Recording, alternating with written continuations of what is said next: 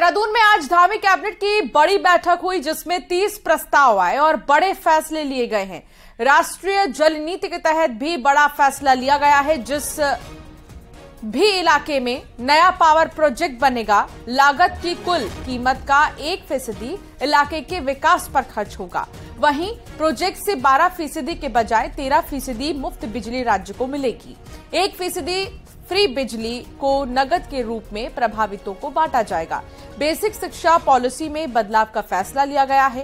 पहली क्लास में एडमिशन के लिए उम्र अब जुलाई के बजाय अप्रैल की गिनी जाएगी। 1 अप्रैल को बच्चे की उम्र 6 साल होनी चाहिए। उत्तराखंड की नई ड्रोन नीति को मंजूरी मिल गई है। वहीं राज्य के 13 ITI को टाटा ग्रुप अडॉप्ट करेगा।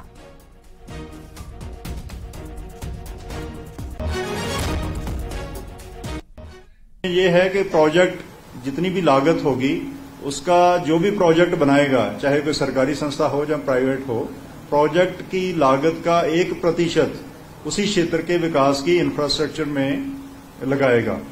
जो भी चाहे सरकारी संस्था हो, चाहे जैसे THDC है या कोई प्राइवेट प्रोजेक्ट बनाता है, 1% प्रोजेक्ट कॉस्ट उस क्षेत्र के विकास में लगाएगा।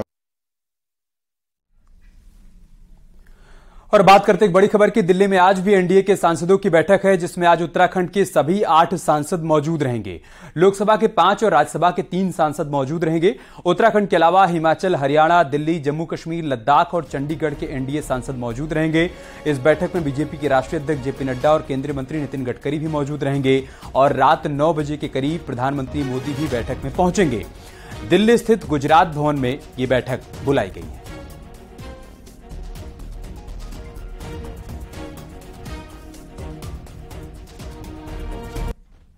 और चमोली की जिला पंचायत अध्यक्ष रजनी भंडारी पर गाज गिर सकती है। नंदा राजजात के कामों में घोटाले से जुड़े मामले में रजनी भंडारी पर वित्तीय अनियमितताओं का आरोप है। शासन ने गढ़वाल कमिश्नर को जांच सौंपी थी और जांच रिपोर्ट मिलते ही पंचायती राज सचिव ने रजनी भंडारी को नोटिस जारी किया है। तो मुश्किलें रजनी भंडारी के लिए है और ऐसे में अनियमितता बरती गई कामकाज में, जिसको लेकर ये नोटिस जारी किया गया है।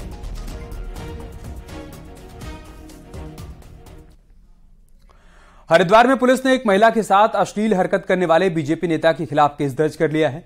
वहीं मामला सामने आने के बाद तोड़फोड़ और पथराव करने वाले 50 अज्ञात लोगों पर भी मुकदमा दर्ज किया गया है। ये मामला पथरी इलाके के गाड़ोवाली गांव का है, जहां के रहने वाले बीजेपी नेता अक्षय चौधरी का एक वीडियो सामने आया था जिसमें एक महिला के साथ अश्लील हरकत करते हुए नजर आ रहा था। महिला दूसरे समुदाय की थी, लिहाजा वीडियो सामने आने के बाद महिला के समुदाय के लोगों ने बीजेपी नेता के ऑफिस पर पथराव करते हुए तोड़फोड़ की। हालांकि पुलिस ने मौके पर स्थिति को कंट्रोल किया। बाद में महिला की शिकायत पर पुलिस ने आरोपी बीजेपी नेता के खिलाफ केस दर्ज कर लिया। मामला 2 समुदायों से जुड़ा होने के चलते पुलिस फूंक फूंक कर कदम रख रही है।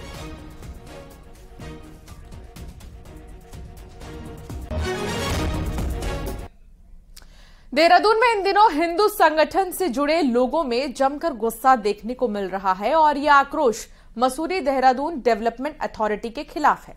आखिर क्या है पूरा मामला, आपको एक रिपोर्ट के जरिए दिखाते हैं।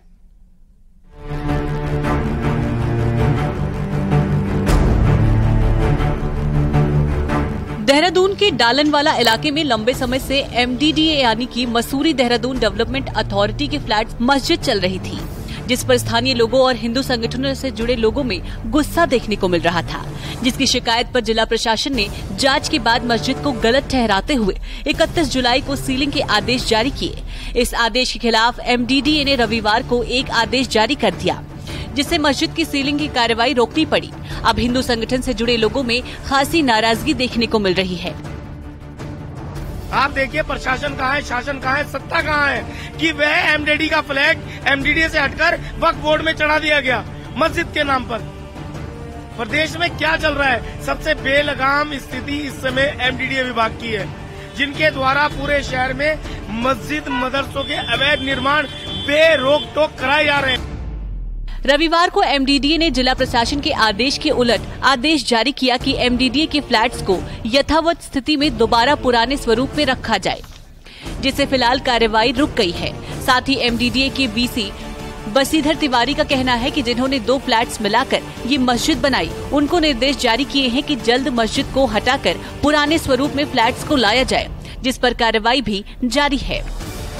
उसमें सीलिंग का आदेश जारी किया गया था और जो उसके ओनर हैं उन्होंने लिख करके एक एफिडेविट दिया है कि हम इसको 1 हफ्ते में जो इसका पुराना स्वरूप यानी जो आवासीय स्वरूप है उसमें इसको बदल देंगे, तो उनको 1 हफ्ते का समय प्रदान किया गया। सीलिंग की कार्रवाई को रोककर मस्जिद के पुराने स्वरूप के मामले में अब हिंदू संगठन से जुड़े लोगों में नाराजगी देखने को मिल रही है, जो आने वाले समय में विकराल रूप ले सकती है। देहरादून से न्यूज़ 18 के लिए सत्येंद्र बर्तवाल की रिपोर्ट।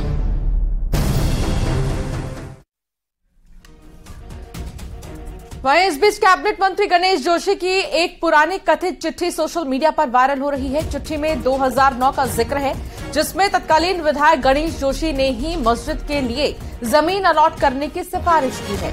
गणेश जोशी तब राजपुर के विधायक थे और उनकी ही कथित चिट्ठी में मस्जिद के लिए जमीन अलॉट करने की बात कही गई है। हालांकि अब गणेश जोशी ने ऐसी चिट्ठी की जानकारी होने से ही इनकार कर दिया है। मीडिया के माध्यम से जानकारी मिली है कि 2009 में जब मैं राजपुर का विधायक था ऐसा कोई पत्र है, और जहां तक मेरी जानकारी है मैंने कोई ऐसा पत्र नहीं दिया है। अगर कोई है तो उसकी जानकारी लेने के बाद मैं तो आपसे बातचीत करूंगा। देहरादून के प्रेमनगर के केरी गांव के कृष्णा पेट्रोल पंप पर बदमाशों का आतंक देखने को मिला। 10 से 12 युवकों ने सेल्समैन को जमकर पीटा है, जिसका सीसीटीवी फुटेज भी सामने आया है, जिसमें दिखाई दे रहा है कि कुछ युवक पेट्रोल पंप पर एक शख्स को बुरी तरीके से पीट रहे हैं। युवकों ने पेट्रोल पंप के ही एक स्टैंड पिलर से युवक को बुरी तरीके से पीटा है। पीड़ित सेल्समैन कुलविंदर ने पुलिस को तहरीर दी है, जिसके बाद पुलिस ने 10 से 12 अज्ञात युवकों के खिलाफ केस दर्ज कर लिया है, जबकि 2 आरोपियों को हिरासत में लेकर उनसे पूछताछ की जा रही है।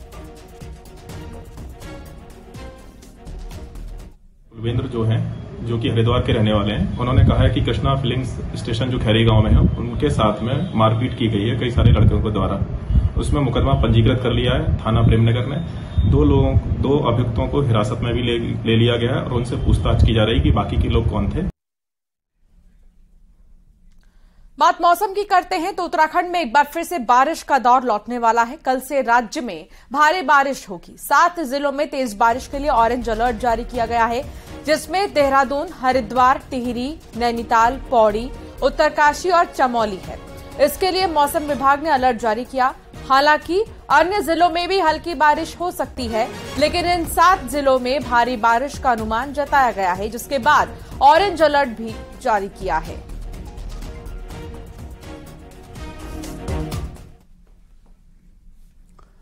उत्तरकाशी के पुरोला में कमल नदी पर बना पुल बह जाने के बाद ग्रामीण जान जोखिम में डालकर आवाजाही करने को मजबूर हैं, जिसकी तस्वीर भी सामने आई है। बताया जा रहा है कि तलड़ा गांव के ग्रामीण नदी पार कर रहे हैं। पुरोला में आई आपदा के बाद यही हालात बने हुए हैं। वहीं जिस तरीके से गांव के लोग नदी पार कर रहे हैं, ऐसे में कभी भी कोई भी बड़ा हादसा हो सकता है।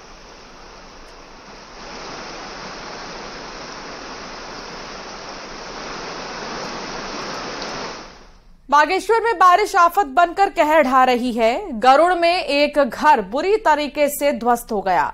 भारी बारिश के चलते पहले घर में दरारें आईं और फिर पूरा घर ढह गया। परिवार के सदस्यों ने समय रहते जरूरत का सामान बाहर निकाल लिया था। बागेश्वर में एक बारात घर की दीवार भरभरा कर नीचे गिर गई, जिससे आसपास के क्षेत्र में गहरी दरारें आ गई हैं। उधर कांडा क्षेत्र के भंतोला गांव में बारिश के चलते कई मकानों में दरारें देखने को मिली। ना कल रात से आवाज़ी में पहले से ही दरार आ गई थी मकान में। उसके बाद सुबह से जब बरसात हुई तो पहले से दरार थी, तो जैसे दरार आ गई तो प्रधान जी से बात हुई मेरी, तो हमने दूसरे जगह पड़ोस में शिफ्ट कर दिया। सामान, खाद्य सामान सारे अपने पड़ोस में रख दिया था। फिर सुबह जब से बारिश स्टार्ट हुई तो छत गिर गया नीचे। उत्तराखंड में इन दिनों बारिश और भूस्खलन से जुड़ी खबरें और तस्वीरें लगातार सामने आ रही हैं। बागेश्वर के कपकोट के हरसिंगिया बगड़ में सड़क पर भरभराकर पहाड़ी से मलबा गया, जिसके चलते पूरी रोड मलबे से पट जाती है। हालांकि मलबे की चपेट में इस हादसे में किसी के आने की खबर सामने नहीं आई है, लिहाजा कोई जनहानि नहीं हुई है।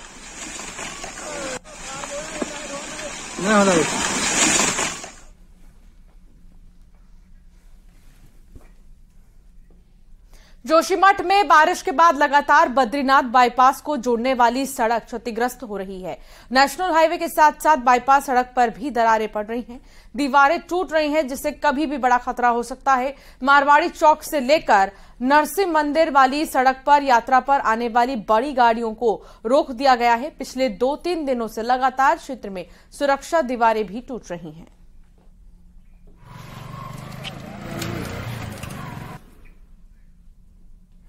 इधर ऋषिकेश चीला मार्ग की बीन नदी बरसात के दिनों में उफान पर है।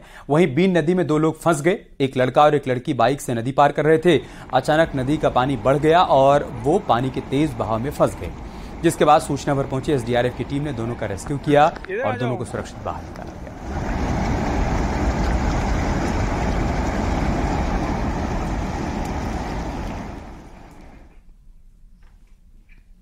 पाकिस्तान से आई सीमा हैदर का अब उत्तराखंड कनेक्शन भी निकल आया है। सीमा हैदर पर कार्रवाई हुई है। वन विभाग की टीम ने अवैध मजार को तोड़ा है। रामनगर फॉरेस्ट डिवीजन ने आज तड़के अतिक्रमण हटाया। मामले में मजार प्रबंधन कोई साक्ष्य नहीं दे सका था, जिसके बाद आज अवैध मजार ध्वस्त कर दी गई है। वन विभाग अभी तक 3000 एकड़ क्षेत्र को अतिक्रमण मुक्त कर चुका है।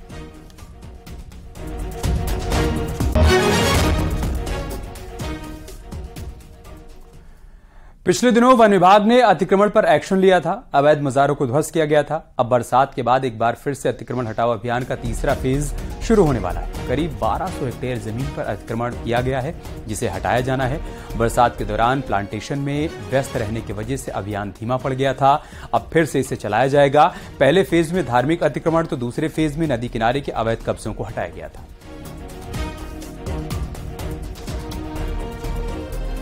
अंतिम निर्णय आया था अलग अलग कोर्ट द्वारा या डीएफओ के जो कोर्ट होता है उनके द्वारा, तो उस क्रम में जो है अब ये वन भूमि पर जो अतिक्रमण किए गए थे उसकी हटाने की कार्रवाई चल रही है। वहां पे वर्तमान तक 2500 एकड़ से ज्यादा की भूमि वन भूमि को जो है अतिक्रमण से मुक्त किया गया है।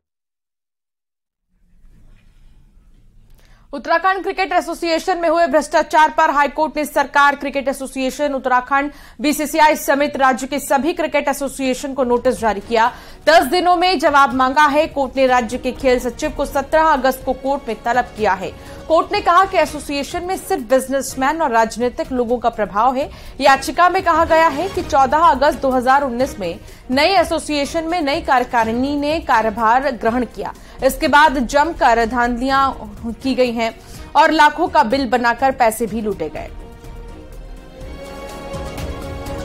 कई ऐसे बिल रेज किए गए जो बहुत अनबिलीवेबल थे। उसमें ट्रेजरर ने अपनी टिप्पणी देनी शुरू करी। जब टिप्पणी देनी उसने शुरू करी कि जी 32 लाख का केले का बिल, 22 लाख का पानी का बिल, तो उन लोगों ने उसके बाद ट्रेजरर को निकालने की प्रक्रिया करी। आज के टाइम पर उन्होंने ट्रेजरर को भी बाहर कर दिया है। उसके बीच लगातार एफआईआर होने लगी। प्रलोभन दिया गया कि आपको रणजी में खेलना तो आप पैसे दीजिए।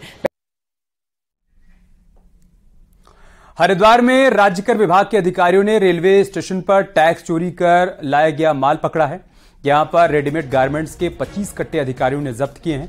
बरामद सामान की कीमत तकरीबन 8 लाख रुपए बताई जा रही है। राज्य कर विभाग के अधिकारियों को बांद्रा एक्सप्रेस से बिना बिल का माल हरिद्वार पहुंचने की सूचना मिली थी और मौके पर पहुंचकर छापेमारी करते हुए अधिकारियों ने जांच की तो रेडीमेड गारमेंट्स के 25 नग बिना बिल के लाए गए, जिसके बाद अधिकारियों ने माल जब्त कर लिया। हम लोग और मेरे साथी राज्य कर अधिकारी हम लोग वहाँ गए तो बांद्रा एक्सप्रेस से जो लीज का माल उतरा तो हमने उसको चेक किया। बाकी माल तो बिलों से कवर था और जो 25 नग उसमें रेडीमेड गारमेंट्स के थे। नेपाल बॉर्डर पर भारतीय कारोबार को अब खासा नुकसान हो सकता है। असल में नेपाल ने भारत से आयात होने वाले सामान पर टैक्स बढ़ा दिया है। टैक्स बढ़ने से जहां नेपाल के लोग भारत से कम खरीदारी करने को मजबूर होंगे, तो वहीं भारतीय बाजारों पर संकट भी मंडरा गया है।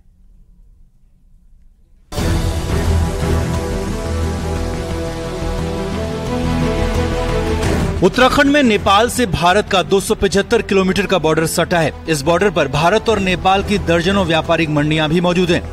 बॉर्डर की इन मंडियों का कारोबार दोनों देशों के लोगों पर टिका है। भारत के लोग जहां नेपाल से अपनी जरूरत का सामान खरीदते हैं, वहीं नेपाली नागरिक भी भारतीय मंडियों को जमकर गुलजार करते हैं। लेकिन अब हालात बदल रहे हैं। असल में नेपाल के नए फरमान से ये संकट खड़ा हुआ है। नेपाल ने तय किया कि भारत से आने वाले 100 रुपए से ज्यादा के सामान पर टैक्स लिया जाएगा। दे रहा था कि नेपाल सरकार ने इंडिया से 100 रुपए से ज्यादा का जो सामान लेते वहाँ पर बंसार या टैक्स ले रहे, लेकिन ये मेरे हिसाब से नेपाल सरकार का ये जो आदेश है वो जनहित के लिए नहीं है, क्योंकि जो हमारे दोनों देश जैसे दार्चुला के दोनों पब्लिक एक दूसरे का व्यापार एक दूसरे पर निर्भर है। पिथौरागढ़ के तवाघाट से लेकर चंपावत के बनबसा तक की मंडियां नए नियम से सीधे प्रभावित हैं। पहले नेपाल सरकार 500 से ज्यादा के सामान पर टैक्स लिया करती थी, लेकिन अब सीमा 100 रुपए तक जा पहुंची है। टैक्स बढ़ने से नेपाल में भारतीय सामान नेपालियों के लिए महंगा हो रहा है। ऐसे में तय है कि इसकी खरीदारी भी कम होगी। सामान के खरीदार कम होने से नेपाल बॉर्डर पर बसे हजारों भारतीय कारोबारियों पर संकट गहरा गया है। नेपाल में जो इंडियन सामान है उसके रेट और इंडिया के रेट लगभग बराबर हैं, तो अगर टैक्स लगेगा तो इंडिया का सामान नेपाल में महंगा मिलेगा, और महंगा मिलेगा तो उससे हमारा ये पूरा एरिया जितना भी हमारे नेपाल का किनारे बसे हुए जितने भी हमारे शहर हैं, छोटे छोटे कस्बे हैं, इनका व्यापारी बहुत रूप से प्रभावित रहेगा। अब नेपाली नागरिकों को जरूरी चीजों के लिए ज्यादा जेब खर्च करनी पड़ रही है, वहीं भारतीय व्यापार पर भी सीधे चोट पड़ रही है, और इस नए फरमान का नेपाल के साथ ही भारत में भी खुला विरोध हो रहा है। न्यूज़ 18 के लिए पिथौरागढ़ से विजयवर्धन उप्रेती की रिपोर्ट।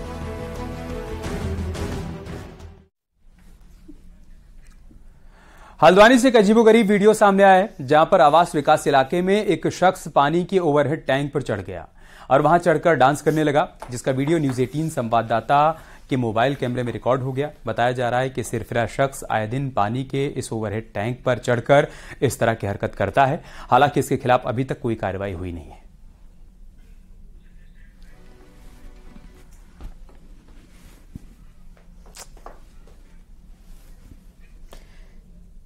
कुमाऊं में हर शुभ काम में ऐपण का बड़ा महत्व होता है, वहीं अब महिलाएं ऐपण की राखी बना रही हैं। ऐपण की राखियों की डिमांड अभी से ही बढ़ गई है। एक रिपोर्ट देखिए।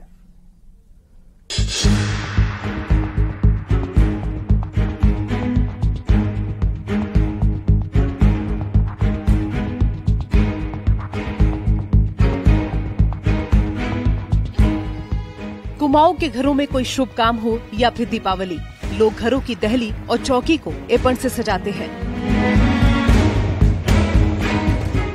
अब ये ऐपण रक्षाबंधन के दिन बहन अपनी भाइयों की कलाई में बांधेगी। महिलाएं ऐपण कला से राखी बना रही हैं, जिन्हें लोग खूब पसंद कर रहे हैं। इस बार ऐपण की हम लोग राखियाँ बना रहे हैं। जैसे कि आप मेरे हाथ में देख रहे होंगे, हमने इसे वेलवेट में बहुत अच्छे से डेकोरेट किया है। इसके पीछे हमारा जो पहाड़ी संस्कृति, हमारी कुमाऊनी कल्चर में टीका बड़ा शुभ माना जाता है, उसको भी हमने इसके साथ डेकोरेट करके अटैच किया हुआ है, जिसकी हमारी काफ़ी डिमांड आई हुई है। समिति से जुड़े 14 गाँवों की सैकड़ों महिलाओं को काम मिल रहा है और स्वरोजगार की तरफ महिलाएं जा रही हैं। इससे पहले भी महिलाएं हर्बल टी समेत कई स्थानीय उत्पादों को बनाकर आत्मनिर्भर बन रही हैं। महिलाएं रोजाना 400 से 500 रुपए इन्हीं राखियों को बनाकर कमा रही हैं। इस बार हम जो है राखी बना रहे हैं। राखी की जो हमारे यहाँ बहुत डिमांड आई है, और जो भी यहाँ से आते जाते हैं पहले यहाँ से राखी उठा के ले जाते हैं, और सबको पसंद भी आई है और ज्यादा डिमांड भी आई है। पीएम मोदी का वोकल फॉर लोकल का नारा अल्मोड़ा की आजीविका समूह की महिलाएं साकार कर रही हैं। पहाड़ के ऐपण की मांग तेजी से देश विदेश तक बढ़ रही है और महिलाओं को लोकल स्तर पर ही रोजगार मिल रहा है। न्यूज़ 18 के लिए अल्मोड़ा से किशन जोशी की रिपोर्ट। और चलिए फिलहाल बुलेटिन में इतना ही। एक छोटा सा ब्रेक के बाद देखिए महाबहस।